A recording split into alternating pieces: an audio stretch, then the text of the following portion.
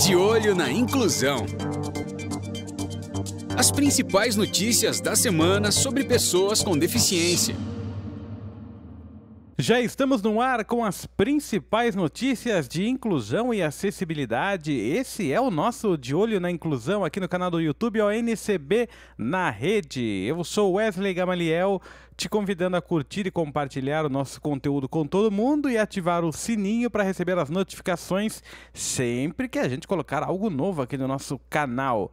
O De Olho na Inclusão traz os destaques do programa de hoje, começando pelo aniversariante do dia, sexta-feira, dia de comemorarmos mais um ano de Marcos Aurélio de Carvalho, que eu já dou os parabéns e já trago aqui para trazer os destaques do nosso programa, Marcos. Olá, Wesley. Olá, Gustavo Torniero, Danilo, toda a equipe do De Olho na Inclusão e vocês que nos acompanham. Muito obrigado pelas palavras, Wesley. Muito obrigado. 62 anos, muito bem vividos, de muita luta, mas também de muitas alegrias. E uma das maiores alegrias é justamente trabalhar com vocês nessa equipe de comunicação da Organização Nacional de Cegos do Brasil. E vamos aos destaques. Ministério da Educação prepara um plano para universalizar a educação inclusiva. Já detalhes. E mais, Senado aprova incluir o destino das doações, ou seja, para quem você quer doar, fundos voltados para instituições que trabalham com crianças e adolescentes. Já eu trago uma entrevista sobre esse assunto. E ainda hoje no programa, Sistema de Educação Positivo lança vídeos com orientações para aulas mais inclusivas. Eu volto daqui a pouquinho com tudo isso, Wesley. Muito obrigado. Daqui a pouco, então, a gente troca ideias aqui no nosso De Olho na Inclusão. E atendendo a pedidos, foram várias cartas recebidas aqui na ONCB, fã-clubes fazendo barulho na porta da instituição. Gustavo Torniero está de volta, pelo menos nessa sexta-feira, no nosso De Olho na Inclusão, para trazer o seu sorriso bonito e os destaques do programa desta sexta-feira, Gustavo. Wesley, tô de volta aqui dando os parabéns pro nosso Marcos Aurélio de Carvalho. Semana que vem sou eu, viu? Exatamente uma semana depois sou eu, então trazendo destaques do nosso De Olho na Inclusão nesta sexta-feira, 15 de setembro, e para você que tá assistindo depois, né, foi no dia 15 de setembro. Glossário descreve passo do frevo para pessoas com deficiência visual. Vamos bailar, vamos bailar. Vereador propõe remoção de orelhões em João Pessoa por questões de acessibilidade. Sim, aparentemente orelhões ainda existem e tem gente que está assistindo a gente e não sabe nem o que é orelhão. E, por fim, Avianca inclui braille nos aviões, viu, Wesley? Esses são os meus destaques do programa de hoje. Daqui a pouquinho, então, no nosso De Olho na Inclusão, e você que nos acompanha pode participar pelo chat ou pelo nosso WhatsApp, ao 11920061342. Até o final do programa, vamos decidir se eu passo ou não onde vai ser o aniversário de Gustavo Torniero. A produção já recebeu aqui o local. Quem sabe você poderá comemorar junto com ele na próxima sexta-feira. Mas vamos falar de educação inclusiva, Marcos Aurélio de Carvalho. O Ministério da Educação tem um plano ousado aí, é isso? Pois é, Wesley, o Ministério da Educação prepara um programa de investimentos na universalização do ensino inclusivo para crianças com deficiência nas chamadas escolas regulares, nas escolas comuns. A informação foi antecipada pelo portal Terra. Segundo a reportagem, o programa poderá ter orçamento de 3 bilhões de reais ao longo de 4 anos. A proposta já estaria sendo debatida pelo ministro da Educação, Camilo Santana, no próprio gabinete do presidente Luiz Inácio Lula da Silva.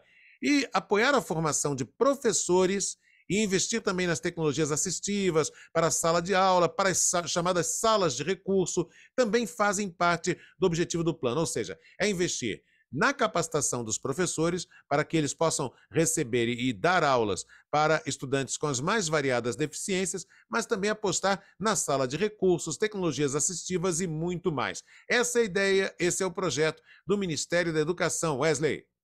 E a gente torce para dar certo, né? É o que a gente busca há muito tempo, Gustavo Tornier. A gente sabe que evoluiu, pelo menos da época que eu estudei para hoje, eu percebo que a coisa está um pouco melhor, mas ainda falta muito o que fazer, né?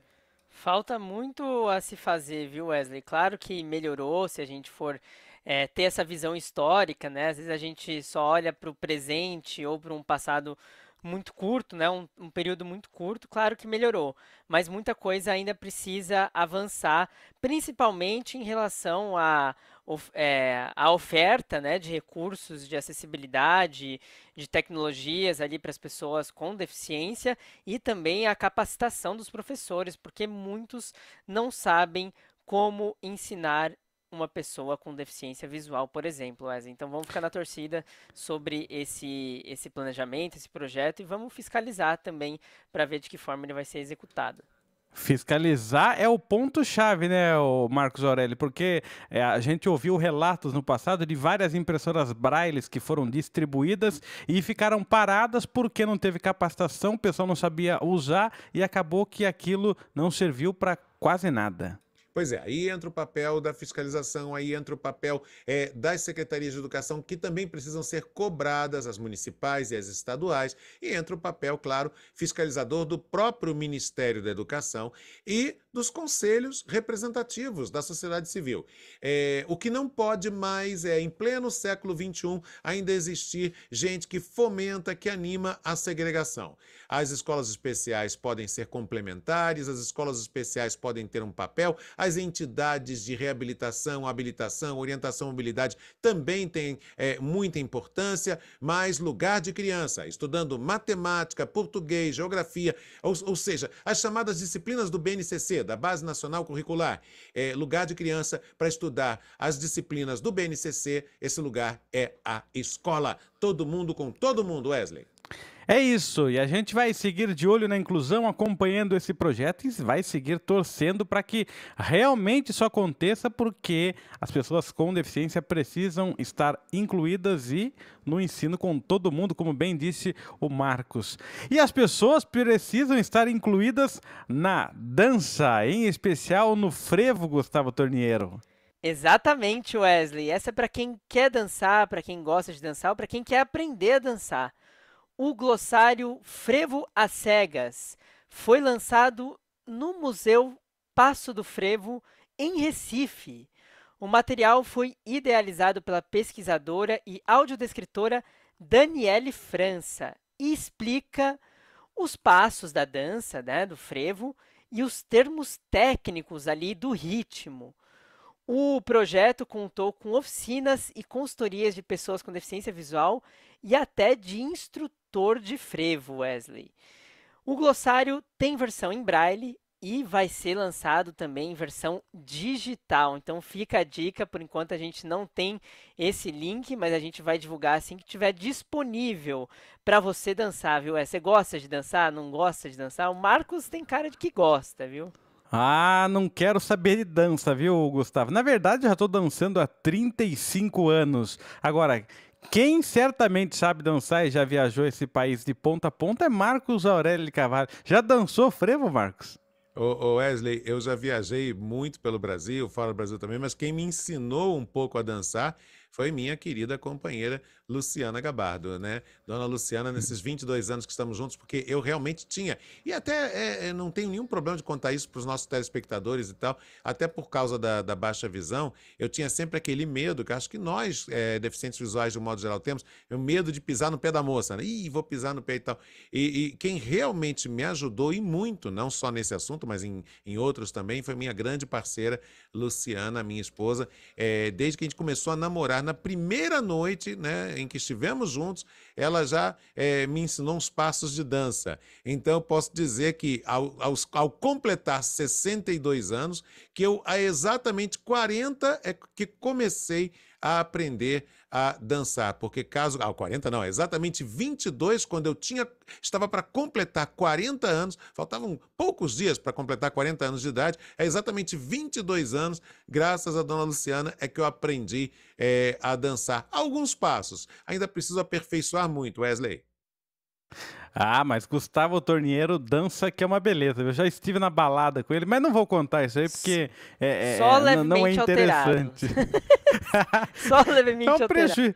É um prejuízo aí de R$ 2.000, mas tudo bem. Vamos falar do Senado, que aprova incluir o destino de doações a fundos da criança e adolescente. Tudo isso você vai saber agora na entrevista do aniversariante do dia, Marcos Aurélio de Carvalho. O projeto de lei 3026 foi votado no Senado Federal, 3026 de 2022, votado no Senado Federal na terça-feira passada, dia 12, Wesley Gamaliel e todo mundo que acompanha o De Olho na Inclusão. E ele tem direta relação com os direitos de crianças e adolescentes. Eu converso agora, aqui no De Olho na Inclusão, com Marta Volpe, assessora de advocacy da Fundação Abrinq pelos Direitos da Criança e do Adolescente, ela que, representando a Abrinq, está como conselheira titular no CONANDA, o Conselho Nacional dos Direitos da Criança e do Adolescente, do qual, nosso Beto Pereira, presidente do NCB, também é conselheiro titular. Marta, seja bem-vinda. E antes de falar do projeto em si, Marta, explique para o nosso público do De Olho na Inclusão como funciona exatamente o CONANDA. Obrigada, Marcos, primeiramente pelo convite. Cumprimento você e cumprimento também Wesley, mas especialmente você porque é seu aniversário. Parabéns. Obrigado. Muitas felicidades.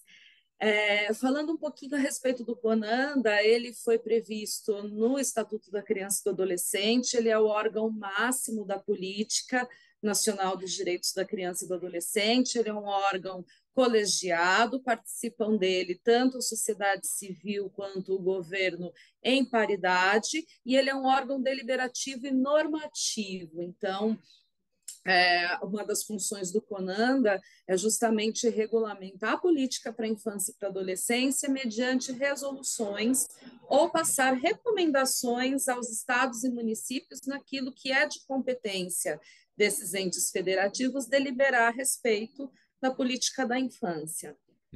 Vocês, da Abrinq, nós da UNCB, representados pelo Beto Pereira, e outras entidades da sociedade civil que compõem o CONANDA, todos estavam muito preocupados e preocupadas com esse projeto de lei 3026 e com o que poderia significar algum retrocesso. Então, gostaria que você falasse sobre o retrocesso e sobre o aspecto positivo. Parece que o retrocesso, o que vocês consideram retrocesso, acabou não passando, o que é considerado evidentemente positivo, e gostaria que você explicasse que risco era esse. Perfeito. Marcos, esse projeto, na verdade, ele veio para nos auxiliar, porque o CONANDA, como eu disse, ele tem essa função normativa também, tinha uma resolução dizendo como aplicar os recursos dos fundos da criança e do adolescente. E duas previsões dessa resolução, elas foram suspensas pela Justiça Federal, entendendo que não poderia ser matéria de resolução, mas sim de lei, que era a possibilidade do doador indicar a instituição para a qual ele deseja doar via fundo municipal, estadual ou nacional, ou a possibilidade das organizações aprovarem projetos junto aos conselhos municipais para captarem recursos via fundo. Então, isso criou uma insegurança, a suspensão desses dispositivos na resolução criou uma insegurança jurídica para os conselhos que já aplicavam essas indicações com base na resolução, que deixou de ter validade. Então, o projeto de lei do então deputado Eduardo Barbosa, que deixa muitas saudades aí para a gente, ele veio para suprir essa lacuna, para preencher esse vazio e regulamentar, então, por lei, já que a Justiça Federal disse que era para a lei regulamentar, então o projeto tinha essa finalidade. Uma coisa que preocupava muito a gente é que essa impossibilidade de indicar a destinação da doação, ela fez com que os recursos dos fundos encolhessem, porque as pessoas e as empresas, na hora de fazer a doação do seu imposto de renda, elas querem entender para onde vai e acompanhar o desenvolvimento das ações. E essa impossibilidade, ela fez com que essa doação fosse direcionada para outros fundos. Então, foi notável assim né, o enxugamento desse recurso que vai para a infância e para a adolescência. E aí, quando a gente conseguiu aprovar esse projeto na Câmara, foi um trabalho de várias mãos, com várias participações, muita pressão política, para que ele fosse aprovado na Câmara rapidamente e fosse, então, para o Senado Federal. No Senado, nós tivemos aí uma questão dele ter recebido emendas. E uma das nossas preocupações era justamente para que o texto não tivesse alteração, que se o Senado faz modificações profundas de redação, ele retornaria para a Câmara para revisão e que depois mandaria novamente para o Senado e poderia ficar nesse movimento por muito tempo ainda. Então, a nossa preocupação era principalmente essa, que ele não tivesse emendas de redação.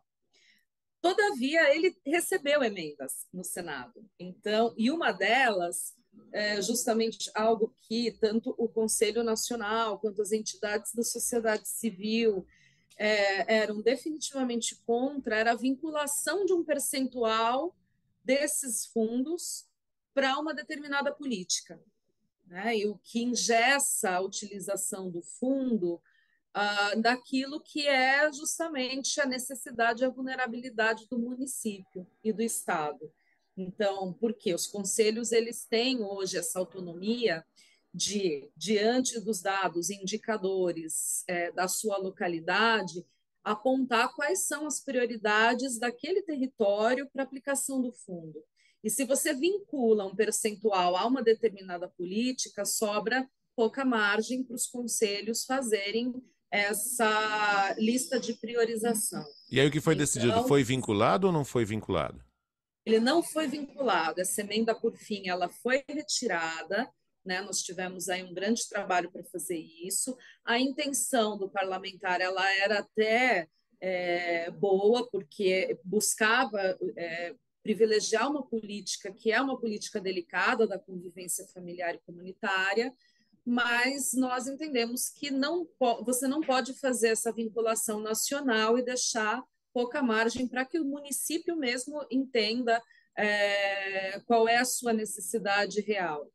Então, era um retrocesso nesse sentido de que ia retirar boa parte da autonomia dos conselhos municipais na hora da aplicação desses recursos. Na hora de decidir para onde vão esses recursos, essas doações, para beneficiar projetos que têm a ver com os direitos da criança e do adolescente. Marta, muito obrigado por sua gentileza, muito obrigado pelas palavras aí também sobre meu aniversário. Nós conversamos aqui no De Olho na Inclusão com Marta Volpi. Ela representa a Brinque, dentro do Conselho Nacional dos Direitos da Criança e do Adolescente. Para quem não sabe, a famosa Abrinque é a Associação Brasileira da Indústria de Brinquedos, que, aliás, foi uma das criadoras, a principal criadora de um grande movimento empresarial na redemocratização do Brasil, que se chamava Movimento Nacional das Bases Empresariais, o PNBE, né? que formava o grupo dos empresários que praticamente implantaram no Brasil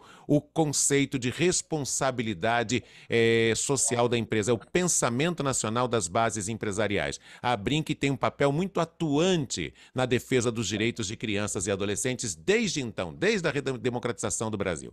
Marta Volpi, muito obrigado pela gentileza, um grande abraço. Muito obrigada, Marcos. Cumprimento também o Wesley. Foi um prazer estar aqui. Obrigada pelo convite. Muito obrigado, Marta. Obrigado, Marcos Aurélio. Entrevista aí falando do Senado que aprova incluir o destino de doações a fundos da criança e do adolescente. Bom, agora a gente vai falar de acessibilidade, da proposta que é retirar orelhões por questões de acessibilidade. Onde é que pode acontecer isso, Gustavo? Wesley, é um projeto de lei do vereador Marmute Cavalcante do Republicanos, que tem um projeto ali na cidade de João Pessoa para diminuir o número de orelhões na cidade. Ele argumenta que os orelhões são um risco para pessoas com deficiência visual. De acordo com ele, a capital paraibana pode ter até centenas de orelhões inoperantes. Os equipamentos que não forem retirados devem receber um piso tátil de alerta ali, de sinalização para as pessoas cegas. Olha só essa proposta, viu, Wesley? Tem orelhões lá, então, segundo o vereador, e que pode prejudicar, é claro, a mobilidade das pessoas cegas que não vão conseguir identificar esse obstáculo aéreo por meio da bengala. Agora, eu acho que isso também poderia se estender para outras coisas, né? Placas aéreas, outros objetos, além dos orelhões, que é claro, lá em João Pessoa, em várias outras cidades ainda existem, né? Inoperantes, orelhões inoperantes, mas existem outros objetos e outras coisas que atrapalham a acessibilidade e a mobilidade de pessoas com deficiência visual, né, Wesley? Ah, se fosse só orelhão, tava fácil. Como você mesmo disse, tem placas, tem as famosas lixeiras, as caixas de correio, as caixas postais. É uma coisa de louco e bengala nenhuma pega. Mas, enquanto isso não acontece lá e não é replicado em outros lugares do Brasil, a gente vai falar de acessibilidade e aulas mais inclusivas, Marcos Aurélio. É isso, é o Sistema de Educação Positivo, o famoso, né, Sistema Positivo, que disponibilizou uma série de vídeos gratuitos direcionados a professores. Ainda há pouco a gente estava falando sobre a necessidade desse investimento que vem aí do Ministério da Educação ser voltado também para a formação de professores, para a educação inclusiva. Pois bem, então, o Sistema Positivo lançou vídeos gratuitos direcionados a professores e também a gestores do ensino. São vídeos com informações sobre inclusão e acessibilidade. O material faz parte do chamado terceiro ciclo de educação inclusiva. Esse terceiro ciclo de educação inclusiva oferece estratégias de planejamento e realização de atividades para serem trabalhadas em sala de aula, com estudantes dos mais variados perfis. Ou seja, o próprio vídeo que serve para os professores, ele já capacita os professores para abordar os temas de inclusão e acessibilidade em sala de aula. Lives mensais também serão realizadas e seguirão sendo disponíveis depois da estreia, ficando disponíveis depois da estreia. Para conferir os vídeos já publicados pelo Sistema Positivo, vídeos sobre educação inclusiva, basta acessar o link que está aqui. Aguinaldo Borcati já deixou aqui, ó, na própria descrição, no texto de descrição aqui do programa De Olho na Inclusão de hoje. Então, você vai aqui no link, mas só quando terminar o De Olho na Inclusão, tá, gente? Aí você vai no link e confere esses vídeos que estão sendo usados pelo Sistema de Educação Positivo para o aperfeiçoamento dos professores, para que o professor e a professora do Sistema Positivo sejam cada vez mais inclusivos, Wesley. É isso, o Aguinaldo não está aqui no vídeo, mas está nos bastidores trabalhando. Foi impedido de apresentar o programa pelas fãs de Gustavo Torniero, que vai falar agora da Avianca, que colocou braille nos aviões, Gustavo. Pois é, Wesley, a Avianca lá na Colômbia é mais uma do setor a implementar braille nos aviões. A primeira, não necessariamente a primeira, mas recentemente a United Airlines anunciou uma iniciativa semelhante. A sinalização, né, incluída ali em braille, vai ser em pontos como assentos, acesso a banheiros e portas de emergência. Segundo a agência Aeroin, a empresa já adequou, já adaptou 3 aviões e prevê, é claro, aumentar esse número em breve. A parceria é com o Instituto Nacional de Ciegos da Colômbia, viu, Wesley? Olha só o meu espanhol. Agora eu quero ver quando isso vai chegar no Brasil, viu, Wesley? Eu quero ver braille nos aviões aqui no Brasil e outras iniciativas de acessibilidade. Estamos todos aguardando que chegue aqui no Brasil também, viu, Gustavo Torniero? Já agradeço aqui a sua participação no nosso De Olho na Inclusão. Um dia desses você volta de novo para acalmar todas as suas fãs, ok? Com certeza, Wesley. Em breve estou de volta aqui no De Olho na Inclusão. Enquanto isso, estou aí editando as nossas notícias, participando de todo o processo aqui do nosso programa que traz notícias de inclusão, acessibilidade e direitos das pessoas com deficiência. Até mais, viu, Wesley? Obrigado. Até mais. Aguinaldo Borcati volta semana que vem, mas antes, dá uma passadinha lá no Esporte Divisão, segunda-feira, às 8 da noite, na rádio ONCB. Sexta-feira que vem, aniversário de Gustavo Torniero. Hoje é aniversário de Marcos Aurélio de Carvalho, a quem eu dou mais uma vez os parabéns e agradeço a companhia até aqui, viu, Marcos? Muito obrigado, Wesley. Muito obrigado pelas palavras, Wesley, Gustavo, toda a equipe. E é isso, né? Na próxima sexta-feira estaremos de volta, porque nós seguimos sempre atentos a tudo que acontece, atentos aos direitos, à defesa e garantia de direitos das pessoas com deficiência, especialmente das pessoas com deficiência visual. Nós seguimos de olho, ligados, de olho na inclusão. De olho na inclusão. As principais notícias da semana sobre pessoas com deficiência.